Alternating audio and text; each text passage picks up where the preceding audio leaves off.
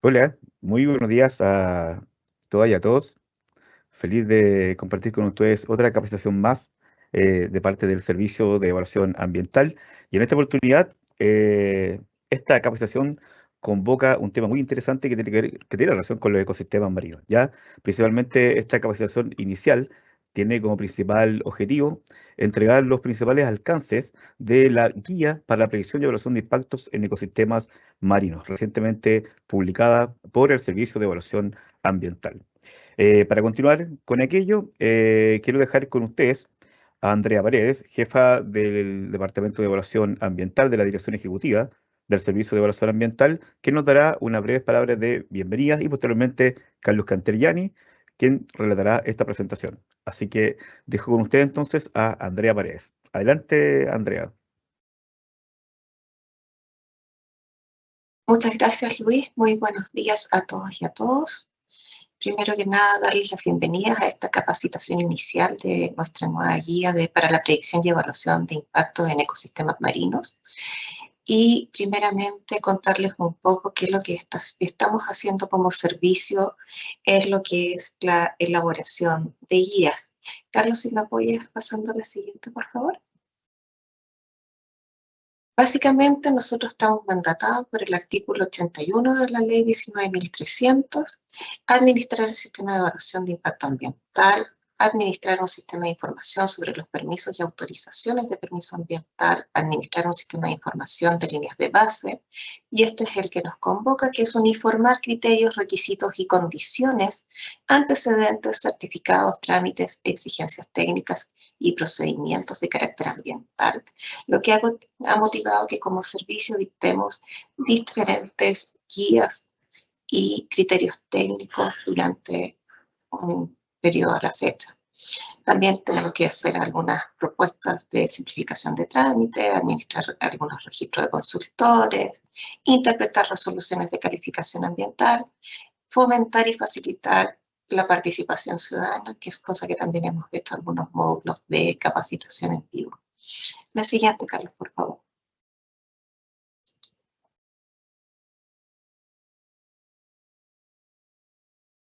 Aquí contar cuál es en nuestro centro documental, que ustedes pueden acceder a través de nuestra página web. Van a encontrar los criterios de evaluación, las guías, nuestras capacitaciones, instructivos y mucha más información, como son los reportes estadísticos digitales mensuales y algunas notas de interés para todos quienes estamos involucrados en la temática de la evaluación ambiental. Contar que lo que nos convoca es la dictación de un insumo que nos va a permitir uniformar criterios, requisitos, condiciones y antecedentes en lo que es la evaluación de la componente marina, que nos va a permitir una evaluación mucho más robusta, entregar certezas técnicas y jurídicas, estandarizando los criterios y hacer un actuar más predecible del servicio y de la evaluación de cada uno de los proyectos que presentan la evaluación. ¿Qué hemos hecho hasta la fecha? Hemos dictado 47 instructivos que están vigentes, todos son de acceso público en nuestra página web, 61 guías y 19 criterios técnicos, todos disponibles en nuestra página web, donde están las resoluciones por las cuales se indica su vigencia y observancia. Básicamente nosotros hemos hecho todas estas guías y criterios técnicos en virtud de lo que nosotros pedimos en la evaluación ambiental, que tiene que ver con descripción de proyecto, predicción de efectos, características o circunstancias, el artículo 11 de la ley, la aplicación de normas y reglamentos, los criterios de evaluación, los antecedentes y requisitos para los permisos ambientales sectoriales, descripción de áreas de influencia, metodologías y modelos para lo que es el descarte de efectos, características o circunstancias, y todo lo que tiene que ver con participación ciudadana, tanto temprana como durante el proceso de evaluación ambiental. Aquí podemos ver, si ustedes ingresan a nuestra página web, en la parte superior, hacia la izquierda, van a ver el centro de documentación, donde están contenidos todos estos documentos que les he nombrado, con su buscador y un índice de guías actualizado con sus criterios de aplicación vigentes.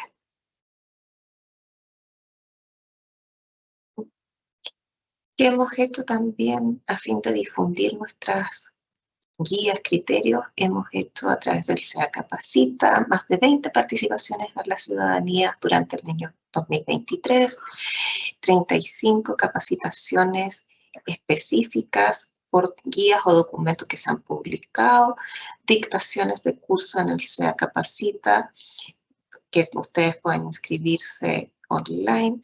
Hemos tenido más de 4.000 participantes en estos cursos y muchos aprobados por cada una de estas componentes.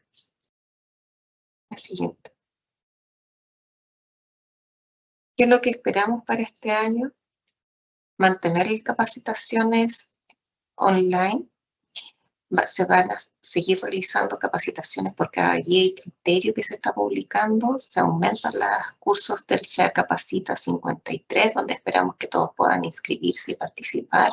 Hemos aumentado las cuotas de inscripción para que más personas puedan participar en cada uno de ellos. Siguiente, por favor.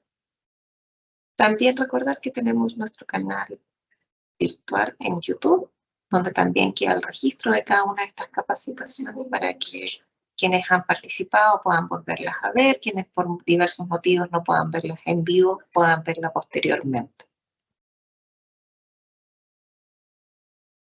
También hemos trabajado todos estos criterios con los distintos organismos que participan en el marco del CIA, con CONAF, DGA, CONADI, Subpesca, SMA para efectos de criterios de unificación para posterior fiscalización y distintos organismos.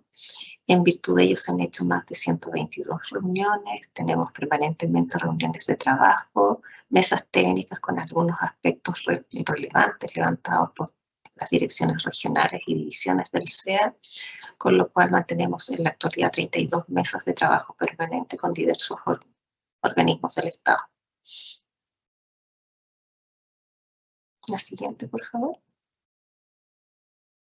Recordar que la aplicabilidad de todas nuestras guías y criterios está dadas desde la fecha de publicación con su respectiva resolución, que ustedes van a ver en nuestro centro documental, que están cargadas tanto la guía como la respectiva resolución, que toma razón de que está vigente. La aplicabilidad siempre debe considerar de que está vigente al momento de ingreso, por lo tanto tiene que ser observada por todos los proyectos que ingresan posterior a su publicación. Recordar de que dentro de las instancias del procedimiento de evaluación tenemos un examen de admisibilidad en donde la aplicación de las guías y criterios debe ser más parte de un análisis de fondo. Sin embargo, es recomendable que exista una evaluación, una identificación en el desarrollo del proyecto de la utilización de la misma. Considerar de que en las causales de término anticipado del procedimiento de evaluación, pues puede estar el que no se haya hecho una observancia adecuada de nuestras guías, o también se puede solicitar en virtud del tipo de observancia que se amplíe y mejore su aplicación en Nixara. Cuando se rechaza un proyecto de actividad, tiene que estar fundamentado y únicamente tiene que estar blindado desde el punto de vista de que sea el cumplimiento de las guías, criterios, en que sean en un ingreso, previo al ingreso del proyecto. La siguiente, por favor. Bueno, eso es lo que hemos estado haciendo como servicio y seguiremos trabajando durante este año. Ahora dejo con ustedes a Carlos, quien hará la presentación técnica de esta guía para la predicción y evaluación de impactos en ecosistemas terrestres. Carlos, por favor. Muchas gracias, Andrea. Muchas gracias a todos los asistentes por estar conectados a esta nueva capacitación inicial. Ahora vamos a hablar un poco más de la parte técnica que nos convoca, no sin antes mencionar y agradecer a todos aquellos actores que han participado en la elaboración de este documento, entendiendo que no solamente es el SEA, esta guía se origina con el apoyo del equipo multidisciplinario de la doctora Paula Ruz Moreno, luego participan los distintos departamentos de la División de Evaluación Ambiental y Participación Ciudadana de nivel central, así como las distintas direcciones regionales y la división jurídica del servicio. Además, cuenta con revisiones y contribuciones desde los distintos OECAS, como la Superintendencia de Medio Ambiente, el Ministerio de Medio Ambiente, la Subsecretaría de Pesca, la Dirección General de Aguas, entre otros. Dicho eso, comentarles que esta guía, recientemente publicada, viene a completar esta triple entrega, la cual en el año 2022 publica inicialmente la guía metodológica para la descripción de ecosistemas marinos, una guía que presenta una serie de metodologías ampliamente validadas y utilizadas, pero también extiende el mensaje de que los titulares y consultores tienen la facultad de ocupar otras metodologías en la medida que éstas sean debidamente justificadas, y sobre todo si éstas contribuyen a la mejora o a una evaluación mucho más eficiente. En el año 2023 se publica la Guía de Áreas de Influencia en Ecosistemas Marinos, un documento que nos permite expresarnos mucho más sobre la relevancia del ecosistema marino, la alta dinámica de este en una escala tridimensional, en una escala temporal, ¿cierto? Y también dando a entender por qué en ciertas zonas del país se dan condiciones que son idóneas para algún u otro tipo de proyectos. Y finalmente la que nos convoca en estos momentos, que es la guía para la predicción de impactos en ecosistemas marinos, que viene a entregar una serie de recomendaciones y lineamientos para ser un poco más objetivo y estandarizar la información a presentar. Cabe destacar que todos estos documentos para el SEA siempre son mejorables, siempre son perfectibles, por lo tanto, la interacción que se genera tanto de los funcionarios del SEA como de observadores externos en los distintos canales de comunicación donde nos pueden hacer preguntas, comentarios, observaciones, contribuyen a mejorar todos nuestros documentos, por ejemplo, en futuras ediciones, o a considerarlos en guías o documentos técnicos que sean de temática similar. Dicho eso, ¿cuál es la relevancia entonces de esta publicación? Tal como les anticipaba Andrea, son documentos que aportan certezas jurídicas y técnicas en la evaluación de proyectos, particularmente esta guía de ecosistemas marinos unifica criterios y conceptos claves. Vale decir, ya tratamos de uniformar el lenguaje en el cual hablamos para la aplicabilidad en tipologías que tengan interacción con el ecosistema marino. Refuerza la rectoría técnica y exclusiva excluyente del SEA en términos de la evaluación de impacto ambiental, y también desarrolla casos ficticios, los cuales vienen siendo un correlato frecuente entre los tres documentos. ¿Cuáles son los alcances de esta guía? Inicialmente mencionar que los contenidos se complementan con aquellos contenidos mínimos que están establecidos en la Ley 19.300, también complementados en el reglamento del CIA, y que es siempre destacar que es responsabilidad de los titulares entregar toda aquella información que es relevante y esencial para la evaluación. Esto tiene que ser atingente a cada tipología de proyecto y a la naturaleza del proyecto, ya sean sus partes, obras y acciones. Por otro lado, esta guía no aborda materias de pertinencia de ingreso al CIA, para eso existen otros instructivos donde se entrega esa información y se pueden ahondar, disponibles siempre en el centro de documentación del SEA.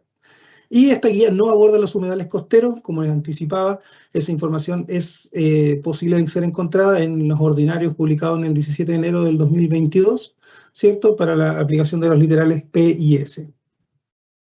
¿Cuáles son los objetivos de esta guía? Brevemente, entregar lineamientos y criterios para predecir y evaluar los impactos ambientales, posteriormente para definir medidas de mitigación, reparación o compensación, y por último establecer lineamientos y criterios para presentar los planes de seguimiento. Anticipando un poco a lo que vamos a hablar a lo largo de esta capacitación, ¿cuáles son los criterios que aporta la guía? Entonces, en particular, se enfoca en todo aquello que dice relación con la predicción y evaluación de impactos sobre los ecosistemas marinos. Para esto se entregan unos listados extensos donde se contienen aquellos que son identificados como de forma más frecuente. Particularmente para los ejemplos de fondo marino, hablamos de los niveles de sedimentación. Para el caso del agua marina o columna de agua, lo que dice relación con la descarga de residuos industriales líquidos. en tanto que para fauna marina presenta dos ejemplos, uno asociado a los niveles de ruido submarino y otro asociado al monitoreo de índices biológicos, lo mismo que ocurre para flora marina con los índices biológicos. Se enfoca en casos de ingreso frecuente a evaluación y también presenta la jerarquización y el cumplimiento de medidas y planes de seguimientos ambientales. Entrando ya un poco más en materia, para hablar de predicción y evaluación de impactos en ecosistema marino, debemos considerarlo siempre en un contexto del CIA. Y para eso hay que tener el foco en que para determinar si los impactos ambientales son significativos, estos deben siempre estar asociados a los efectos, características y circunstancias establecidos en los artículos 5 al 10 del reglamento del CIA. Por otro lado, para considerar si existe o no una alteración significativa, es fundamental que consideremos la duración, la extensión y la magnitud en la forma en que se afecta el objeto de protección. Particularmente para estos documentos hemos estado siempre hablando del fondo marino, asimilable al suelo, acorde al reglamento, agua marina o columna de agua, y la biota en el ecosistema marino, flora y fauna. Entonces, hablamos de que hay una afectación por duración cuando corresponde al tiempo, ¿cierto?, en que permanece alterado el objeto de protección o el tiempo en que éste tarda en volver a su estado basal, previo al impacto. La duración no debe confundirse con el tiempo de permanencia del factor generador de impacto. Hay que siempre entender que son dos carriles distintos, el factor generador y el impacto. En el caso de la extensión, hablamos de la cantidad en la que se altera un objeto en términos de un espacio determinado, y esto siempre va a ser asimilable a unidades de medida, por ejemplo, de superficie o unidades de medida de volumen, y que generalmente es asimilable al área de influencia, salvo excepciones, dado la naturaleza del proyecto. Y por otro lado, la magnitud es un grado de importancia de envergadura en la que se altera el objeto de protección. En este caso, la unidad de medida debe ser justificada por el titular. Un ejemplo súper básico, una alteración, por ejemplo, de individuos por metro cúbico, ¿ya? Y mencionar que para efectos del CIA, la magnitud se distingue de la duración y la extensión, porque no siempre un impacto de gran magnitud va a ser de corta o larga duración, así como de alta o baja extensión. Como remarcamos siempre en los documentos, la aplicabilidad de estos conceptos deben ser debidamente justificada por los titulares o los consultores cuando así corresponda. Bueno, ese era uno de los mensajes relevantes, ¿cierto? Que el titular debe efectuar la evaluación de impactos sin considerar la aplicación de medidas de mitigación o reparación, pero sí existe la posibilidad, y no lo restringe, de diseñar el proyecto incluyendo tecnologías o técnicas que permitan evitar o disminuir los impactos.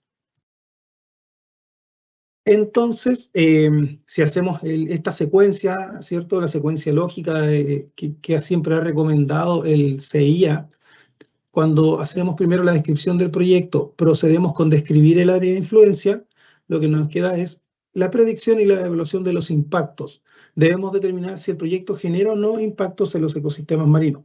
Si no genera impactos, se entiende que proceda a elaborar una declaración de impacto ambiental y los debidos antecedentes que justifiquen la ausencia de impactos en ecosistemas marinos. Por otro lado, si se generan impactos, debemos determinar si estos impactos son o no significativos. De no ser significativos, se puede proceder entonces con una declaración de impacto ambiental. Por otro lado, de determinarse que existen impactos significativos, se debe establecer la línea base, ¿cierto? Y posteriormente dentro del estudio ambiental,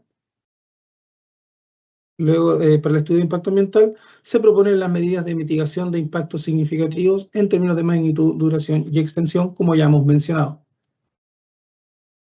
La guía hace una recapitulación de cuáles son las principales tipologías de ingreso al sistema de impacto ambiental de proyectos que interactúan en alguna de sus partes o acciones con el ecosistema marino. Eso está disponible en una de las tablas donde se asocia al artículo 3 del reglamento del CIA. Algunos ejemplos brevemente son los proyectos que incluyen drenaje o desecación de turberas costeras o de cuerpos naturales de aguas superficiales, el dragado de fangos, arena u otros, ¿cierto?, que pueden, o en cuerpos de aguas marítimas. Proyectos con defensa o alteración de un cuerpo de agua, la construcción de puertos o de astilleros, terminales marítimos, entre otros, proyectos de desarrollo minero que han estado últimamente en boga, la construcción de ductos, proyectos de explotación intensiva de cultivos o de plantas procesadoras de recursos hidrobiológicos, los emisarios submarinos, que suelen estar presentes en muchos proyectos, la aplicación masiva de productos químicos, entre otros. Entonces, ya estamos entendiendo que estamos en un contexto de medio marino, estamos entendiendo qué es lo que nos mandata la normativa, y ahora pasamos a conversar de cuáles serían entonces factores generadores de impacto en ecosistemas marinos.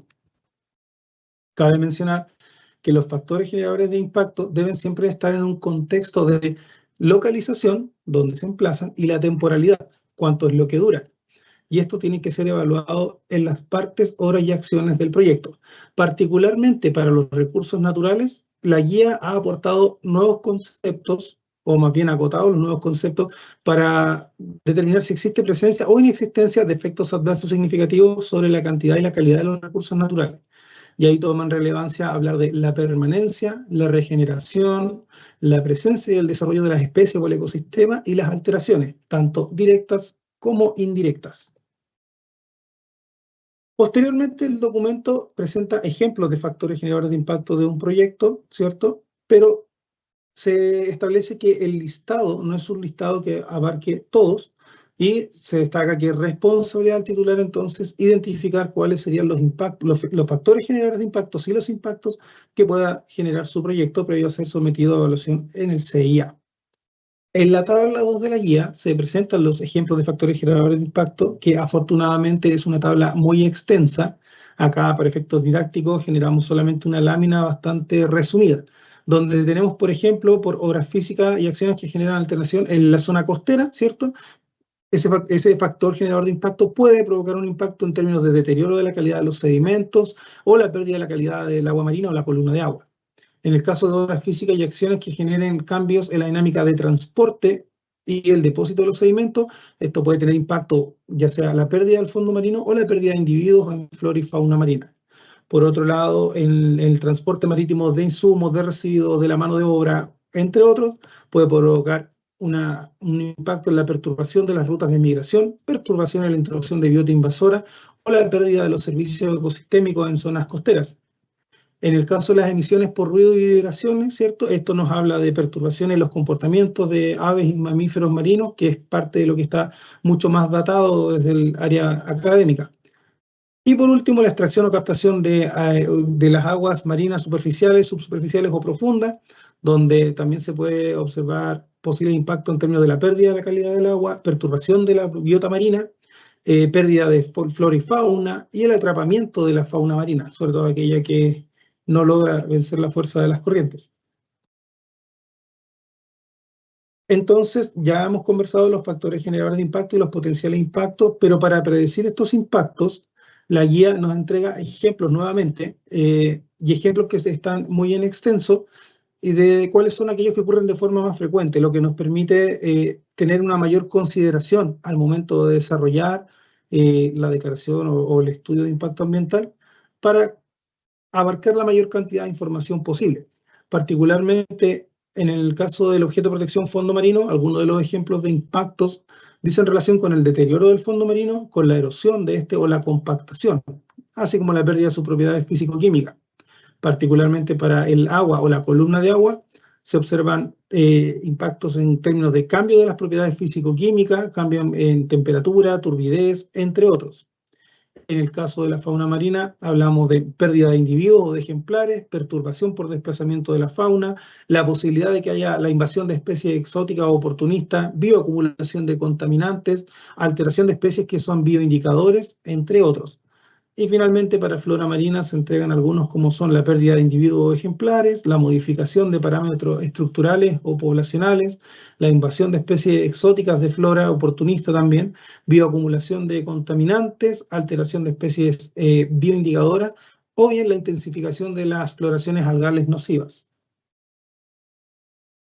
Por otro lado, ya tenemos ciertos los factores generadores de impacto, tenemos información para la predicción de impactos, por lo tanto hay ya más información con qué tener prevención al momento de hacer nuestros análisis. Pasamos a hablar de la evaluación de impactos. Para la evaluación de impactos, como decíamos anteriormente, debemos determinar su nivel de significancia, y aquí es donde la guía desarrolla algunos ejemplos de cuál es la información que se utiliza para hablar de significancia. En el primer ejemplo, referido al fondo marino, es un caso asociado a un impacto por sedimentación de materia orgánica en los centros de engorda de salmónidos. Aquí se debe considerar la calidad del sedimento como principal cuerpo receptor del impacto. Y el criterio que presenta el documento habla de la modelación de la sedimentación, que deberá considerar el aporte natural, las condiciones previas y el tiempo de operación del proyecto cuando así corresponda. Y esto debe considerar tasas de depositación que hablan de 0,1 a 1 gramo de carbono por metro cuadrado día, lo cual es asimilable también al área de influencia. Para esto se entregan medidas y planes de seguimiento como lo son en el área de concesión acuícola, respetar lo que dice la normativa o el RAMA, ¿es cierto? Y su resolución acompañante. Y por otro lado, se hace una recomendación que, si bien no está establecido un criterio para solicitar monitoreo de seguimiento fuera de la concesión, algunos titulares han implementado mediante compromisos ambientales voluntarios la incorporación del criterio AMBI y los transectos de filmación submarina. Un segundo ejemplo está referido a la columna de agua o agua marina, que son los impactos por vertimiento de agua modificada desde emisario submarino y plantas desalinizadoras. Particularmente para plantas desalinizadoras, se habla del vertido de aguas residuales con elevadas concentraciones salinas y temperaturas que, dependiendo de las tecnologías, podrían alcanzar temperaturas aproximadamente a los 5 grados del cuerpo receptor, por sobre la temperatura del cuerpo receptor. En el caso de las plantas termoeléctricas, hablamos de descargas de agua a una temperatura de aproximadamente 10 grados sobre la del cuerpo receptor. Para esto existen alternativas como lo son la norma australiana, que establece un estándar de un incremento no mayor al 5% de salinidad, y la norma española, que considera aceptable un incremento no mayor al 10% de salinidad.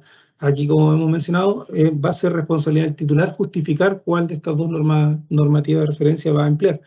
Y en el caso de aguas modificadas, ¿cierto?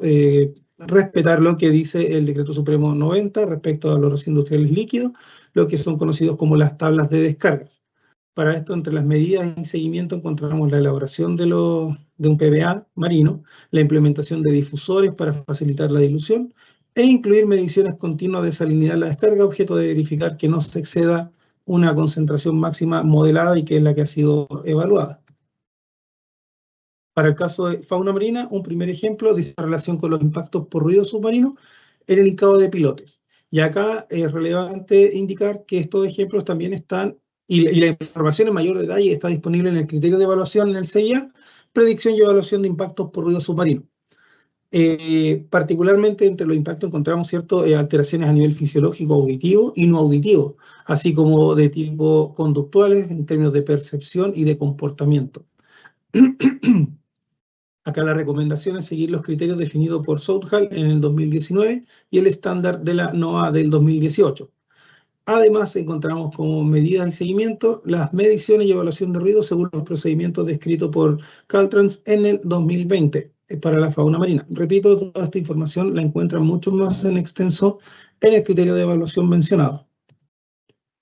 Un segundo ejemplo para fauna marina dice relación con los impactos por succión de agua marina desde una toma de agua de mar, tanto de plantas desalinizadoras como de termoeléctrica, ¿cierto? Ante lo cual es relevante una adecuada caracterización del lugar donde se emplazará la succión y de las características características constructivas y la capacidad de succión del sistema empleado. Para esto es relevante utilizar parámetros cualitativos y cuantitativos, así como la identificación de todas las especies de la comunidad presente, y aplicar indicadores biológicos como abundancia, diversidad, biomasa y riqueza. Entre las medidas y seguimientos se encuentra el plan de vigilancia ambiental marino, ¿cierto? El repoblamiento de las especies que constituyen bancos naturales, cuando son recursos hidrobiológicos, sobre todo de explotación, y la implementación de sistemas continuos de medición del agua abducida, así como el monitoreo de estos indicadores mencionados. Finalmente, indicar que para el objeto de protección flora marina, el quinto ejemplo, habla de impacto por vertimiento de residuos industriales líquidos con metales pesados e hidrocarburos, por ejemplo. Y acá, como los rieles son dispuestos en zonas marinas costeras, se debe respetar lo que está indicado principalmente en el DS90, ¿cierto? O aquel que lo reemplace, que establece los valores característicos y la carga de contaminante media diaria superior de contaminantes provenientes de las actividades industriales. Todo esto que hemos mencionado son criterios aplicables para hablar de significancia en los impactos producidos en el medio marino. Ya para comenzar a cerrar la guía y la información que presenta, hablamos de las medidas y planes de seguimiento ambiental en los ecosistemas marinos. Y estos son con la finalidad de hacerse cargo de aquellos impactos significativos que han sido identificados. Para esto el titular, deberá presentar el plan de medidas ambientales según lo que está establecido en el reglamento del CIA. Entre esos encontramos la posibilidad de el plan de medidas de mitigación, reparación o compensación. Estos deben ser aplicados acorde la jerarquización o la secuencia según aplique a la naturaleza del proyecto y a los impactos que se estén produciendo. Mencionar siempre que la implementación de las medidas de mitigación o reparación, compensación, deben ser acorde a los impactos significativos identificados. Para esto es fundamental establecer indicadores base, aquellos que podamos monitorear en el tiempo, ¿cierto? Y que sean acorde al impacto, cuya variabilidad espacial y temporal la podamos medir y sea adecuado y coherente. Para ir finalizando esta capacitación, recordar siempre que estos documentos son complementados con otros documentos que han sido publicados por el servicio, como dije en un comienzo, particularmente la guía metodológica para la descripción de ecosistemas marinos y la guía de áreas de influencia en ecosistemas marinos. Pero además contamos con dos documentos que son ya enfocados a ciertas tipologías de proyectos, como lo es la guía para la descripción de proyectos de engorda de salmónidos en el mar y la guía para la descripción de proyectos de plantas desalinizadoras en el CIA. Además, existen tres criterios relevantes que se encuentran vigentes, como lo es el criterio de evaluación para predicción y evaluación de impactos por ruido submarino, y el criterio que dice relación con proyectos de salmonicultura en mar localizados en o próximo a un área protegida. Y por último, se recomienda siempre revisar el nuevo criterio de evaluación que dice relación con los alcances y principios metodológicos para la evaluación de los impactos ambientales. Sin nada más que mencionar por ahora, sean bienvenidos a hacernos consultas, preguntas, observaciones. Como les comentaba en un comienzo, estos nos permiten complementar y mejorar los documentos cuando así es necesario. Muchas gracias por haber estado presente. Luis. Muchas gracias, Carlos, por tu presentación y tal como tú has dicho, dejar invitados, en este caso a todas y a todos, para que puedan canalizar sus dudas o consultas, preguntas que tengan acerca de esta guía a través de los distintos canales que tiene disponible el servicio de evaluación ambiental, ¿ya? Puede ser a través, por ejemplo, del Centro de Atención de Usuarios o también, como lo reiteramos en muchas de estas capacitaciones, a través del correo comentarios.documentos@ca.gov.cl, ¿ya? Nosotros siempre estamos atentos a todas las preguntas que llegan y dentro de la medida de lo posible intentamos también dar una respuesta siempre a la brevedad posible para cumplir con todas sus necesidades, ¿ya?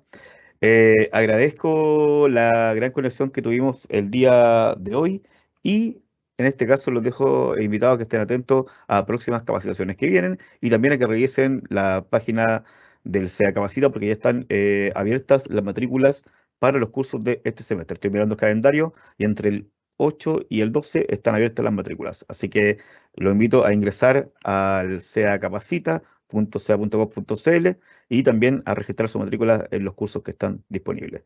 Muchas gracias a todas y a todos por su conexión y nos vemos entonces en una próxima oportunidad. Muchas gracias. Hasta pronto.